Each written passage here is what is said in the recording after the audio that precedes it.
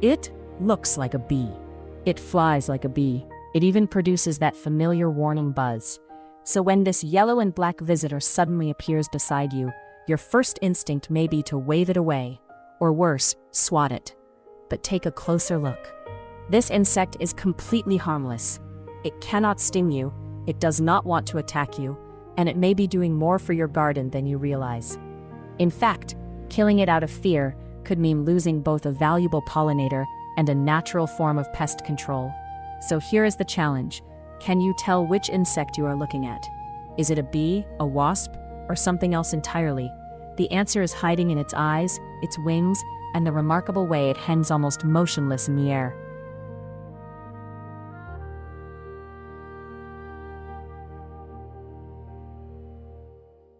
Meet the hoverfly, a member of the insect family Syrphidae.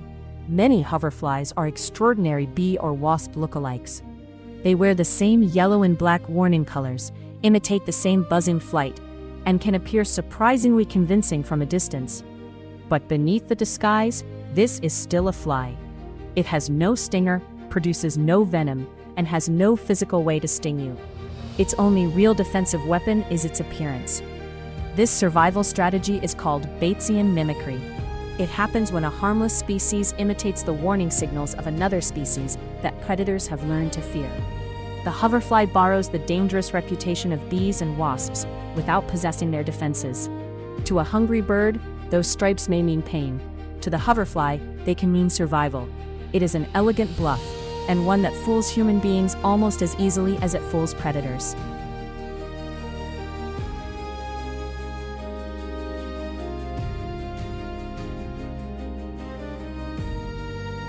Fortunately, there are several clues that reveal the hoverfly's true identity.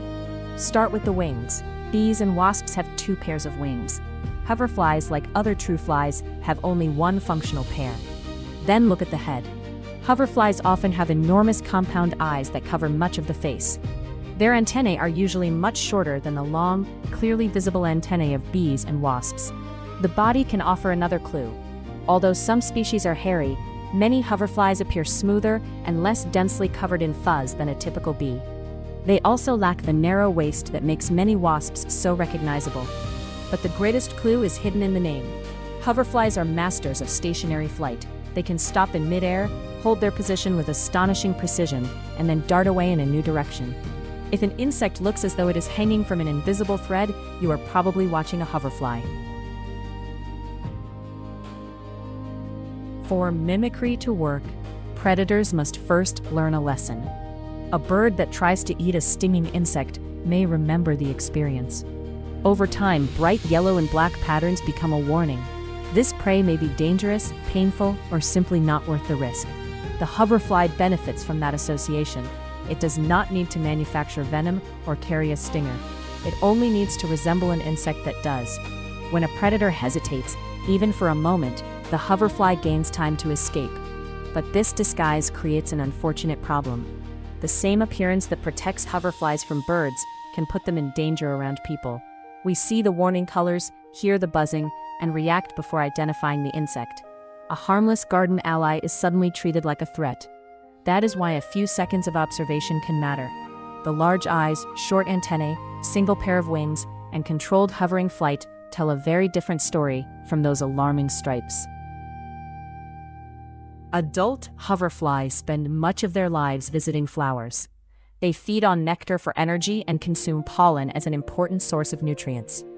As they move across a flower, grains of pollen cling to their bodies. Some of that pollen is then carried to the next bloom.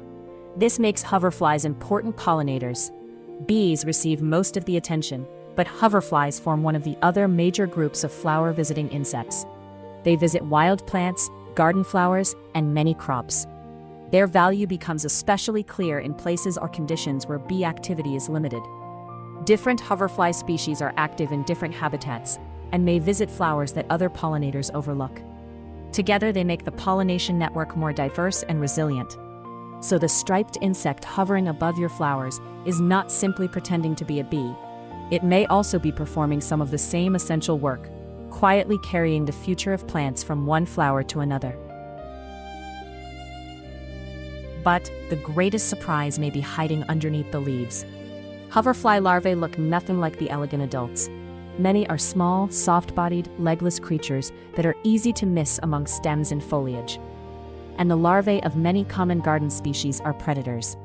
Their favorite prey is often the aphid, a tiny sap-feeding insect that can gather in dense colonies, weaken new growth, and spread plant diseases. A hoverfly larva moves through the colony, searching almost constantly. When it finds an aphid, it lifts and consumes it, before continuing its hunt. One larva may eat hundreds of aphids during its development, although the exact number varies by species and conditions. These hidden hunters work at night as well as during the day, often controlling pests before a gardener even notices them. The gentle flower visitor and the strange predator among the leaves are two stages of the same remarkable life cycle. Consider what this means for your garden. Adult hoverflies help pollinate flowers. In the larval stage, many species help protect plants from aphids and other soft-bodied pests. One insect provides two valuable ecosystem services and asks for nothing more than flowers, shelter, and protection from unnecessary chemicals. Broad-spectrum insecticides can kill beneficial insects along with the pests they target. They can destroy adult hoverflies, their larvae, and many other natural enemies that maintain pest population balance. This can turn a small problem into a repeating cycle. Beneficial predators disappear, pests return, and new chemicals are applied. Before spraying, carefully inspect the plant. Look under the leaves. Check for existing natural predators. And never assume that every yellow and black insect is dangerous. Sometimes the creature you're thinking of removing is already solving your problem. To welcome hoverflies, grow a variety of flowers with different shapes and keep something blooming from spring through autumn.